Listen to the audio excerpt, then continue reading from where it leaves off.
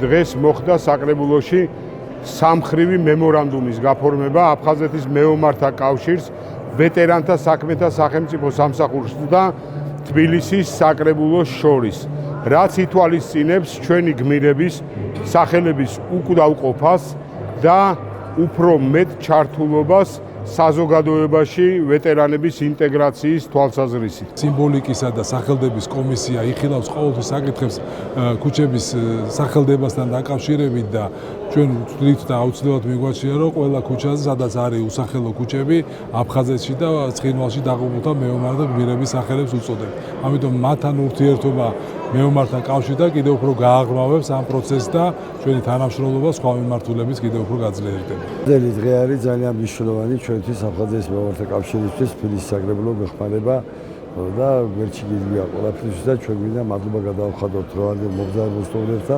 საკრებულოს. მე ვფიქრობ, რომ ამ თემის აქტუალიზაცია ძალიან მნიშვნელოვანია არა მხოლოდ ჩვენთვის, განსაკუთრებით ალბათ მომავალი თაობისათვის. იმისათვის, რომ მეხსიერება არ დაიწყოს გარკვეული წლებიდან.